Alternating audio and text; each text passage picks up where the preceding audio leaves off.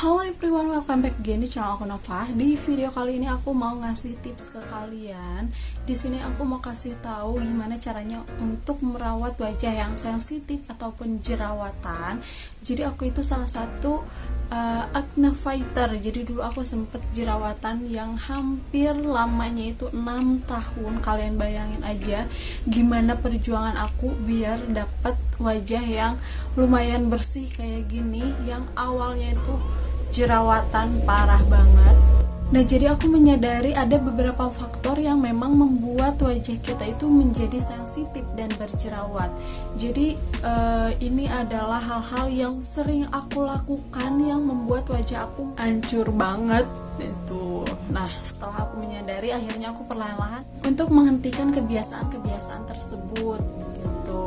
Jadi sesuai dengan judulnya, di sini aku mau kasih tahu ke kalian kesalahan-kesalahan saat merawat kulit berjerawat ataupun sensitif.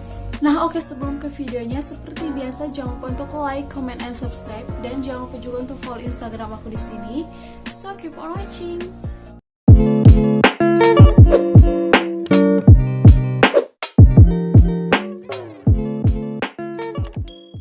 Nah, oke, kita langsung aja sedikit cerita nih ya. Jadi kenapa aku bilang aku adalah seorang acne fighter, karena bayangin aja dong, selama 6 tahun aku jerawatan, dan dulu itu nggak banyak skincare kayak zaman sekarang, makanya jerawatannya itu lama gitu, hampir 6 tahun. Kalau misalkan dulu aja udah banyak skincare kayak sekarang, mungkin gak bakalan selama itu dan separah itu jerawat aku.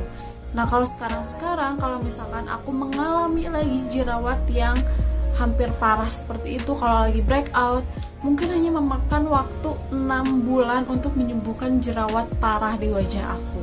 Tapi dulu aku sampai 6 tahun, bayangin. Jadi aku dulu itu mulai jerawatan itu pada saat kelas 3 SMP aku mulai jerawatan. Nah, terus masuk sekolah menengah itu jerawat lumayan parah, pipi kanan, pipi kiri itu penuh dengan jerawat, dan sampai kuliah pun aku masih jerawatan.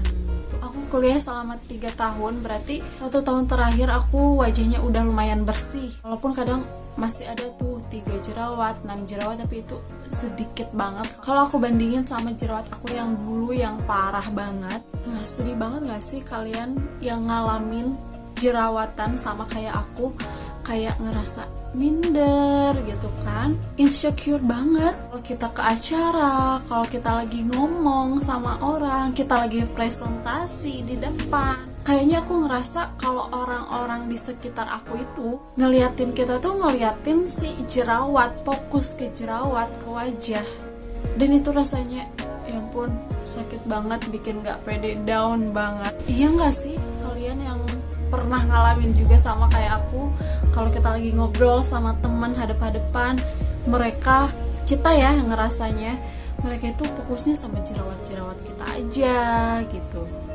Oke, di sini aku mau kasih tahu ke kalian beberapa kesalahan pada saat kita merawat wajah yang sensitif ataupun berjerawat, dan ini yang aku alamin sendiri ya. Jadi yang pertama, karena dulu itu aku nggak tahu yang namanya jenis jerawat. Itu penting banget ya. Jadi kita memang harus tahu jenis-jenis jerawat pada kulit kita itu apa ya. Dulu aku mana ngerti ini jerawat, misalkan jerawat pasir, jerawat batu, pungal acne, aku nggak tahu sama sekali. Pokoknya semua jenis yang ada benjolan di wajah, memerah, itu jerawat aku pikir dulu. Oke, di sini aku mau mulai ke jenis jerawat. Yang pertama, hal yang paling umum adalah komedo. Jadi, di mana komedo ini salah satu penyebab semua masalah di kulit wajah kita. Jadi semua jenis jerawat itu bermulanya dari komedo. Jadi betapa pentingnya kalian untuk membersihkan komedo-komedo yang ada di wajah kalian. Penyebab komedo itu sendiri apa sih? Jadi penyebab komedo itu adalah sebum yang berlebih di kulit wajah kita, akhirnya mereka menumpuk di pori-pori. Dan kalau misalkan si komedonya nggak kalian bersihin, akhirnya si sebum atau minyak di kulit wajah kita itu semakin menumpuk, akhirnya menjadi radang dan menjadi jerawat. Nah, untuk jenis komedo itu ada dua ya teman-teman, ada komedo putih dan komedo hitam. Kenapa terjadinya komedo hitam? Itu biasanya karena si penumpukan sebum yang sudah lama, yang sudah teroksidasi, udah kena sinar matahari, udah menguap itu. Jadi kenapa disebut komedo hitam? Karena warnanya udah menggelap karena teroksidasi. Nah, sebaliknya kalau komedo putih berarti dia belum lama, sebum yang muncul belum lama di kulit wajah kita, jadi mereka penampakannya itu warna putih. Nah, jadi gimana caranya untuk menghilangkan komedo di wajah kita? Yang pertama, kalian harus rutin mencuci wajah kalian 2 kali dalam sehari, pagi dan malam. Jadi jangan sampai kotoran atau bakteri itu masih nempel di kulit wajah kalian, apalagi kalau misalkan kalian yang rajin olahraga. Bahaya banget tuh kalau misalkan kalian lupa cuci muka.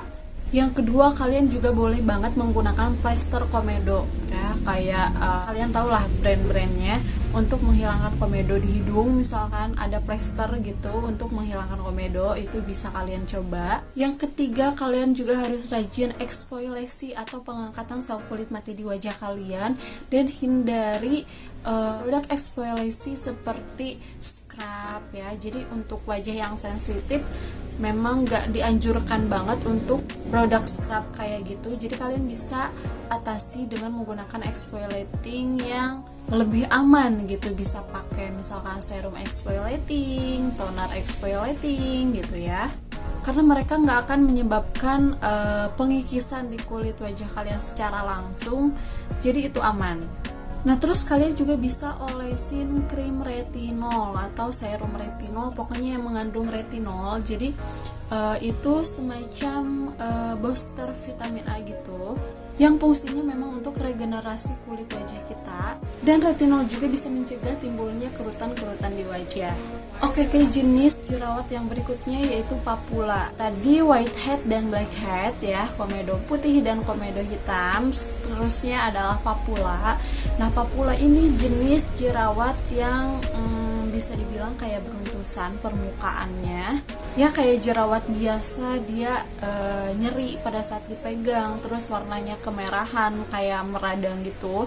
Cuma bedanya dia nggak mengeluarkan nanah ya di si permukaan jerawatnya itu disebutnya jenis jerawat papula. Nah, kalau misalkan jerawat yang dia menimbulkan nanah di puncak permukaan jerawatnya, itu namanya pustula, jenis jerawat pustula. Terus ada lagi jenis jerawat namanya nodul. Nah, kalau ini kelihatannya kayak biasa-biasa aja, tapi dia itu cukup serius karena dia menembus hingga ke lapisan kulit wajah yang dalam gitu.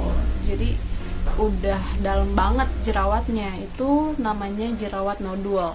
Nah, ada lagi jerawat batu. Kalian mungkin udah sering lihat, karena kalau jerawat batu itu nampak banget, jerawatnya besar, terus susah hilang, keras ya. Nah, kalau jerawat batu itu biasanya itu udah di tahap dia jerawatnya udah infeksi. Jadi peradangannya yang melebar luas akhirnya memicu jerawat batu gitu. Yang terakhir itu adalah jerawat pasir. Nah, ini jerawat yang biasanya aku bilang beruntusan, karena mereka gak kelihatan, tapi pada saat kita sentuh itu kerasa banget, ada tekstur menggerinjil gitu, itu beruntusan. Terus warnanya juga kadang mereka nggak terlihat, hampir sama dengan kulit kita gitu, itu beruntusan.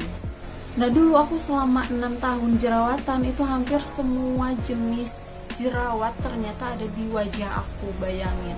Cuma aku nggak ngalamin yang namanya jerawat batu. Bayangin dong, kelima jenis jerawat tadi berkolaborasi di wajah aku. Gimana rasanya, gimana sakitnya, gimana Pokoknya aduh luar biasa banget. Aku sembuhnya itu pakai salep jerawat dan serum.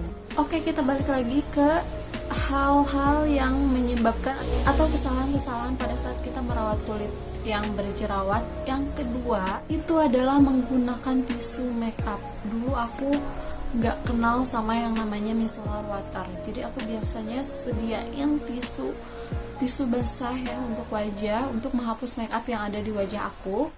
Dan setelah aku sadar ternyata itu big no untuk wajah yang sensitif dan lagi jerawatan. Karena kenapa? Pada saat kita membersihkan wajah kita menggunakan tisu, otomatis si tisunya langsung menempel ke kulit wajah dan kita gosok-gosok kayak gitu, itu yang menyebabkan si jerawat kita itu semakin meradang.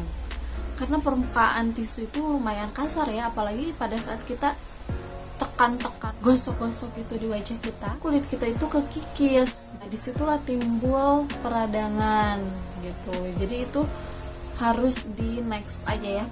Dan yang ketiga itu menggunakan tabir surya atau sunscreen yang salah. Kenapa salah? Padahal kan menggunakan sunscreen itu wajib banget, bagus banget untuk mencegah penuaan dini, mencegah flek-flek hitam di wajah, ya kan?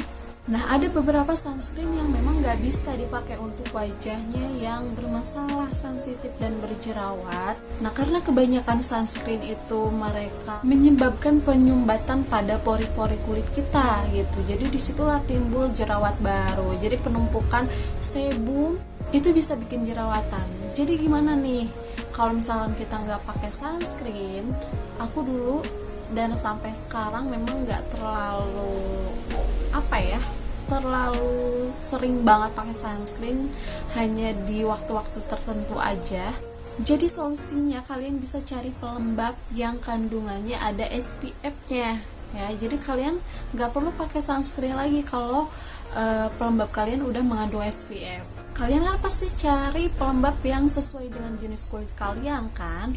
Nah, jadi nggak masalah, nggak bakalan menimbulkan masalah. Terus cari yang ada SPF-nya, jadi nggak perlu lagi pakai sunscreen. Terkecuali kalian punya sunscreen yang nggak menyebabkan penyumbatan pori-pori, tidak menyebabkan penumpukan sebum gitu. Boleh kalian pakai sunscreen yang tipe kayak gitu. Lanjut ke kesalahan yang keempat, itu tidak membersihkan kacamata.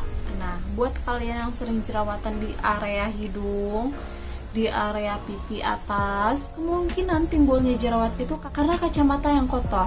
Nah, jadi kalian harus rajin membersihkan kacamata kalian setiap hari, bisa 2 kali, 3 kali, kalian selalu lap lah ya minimal.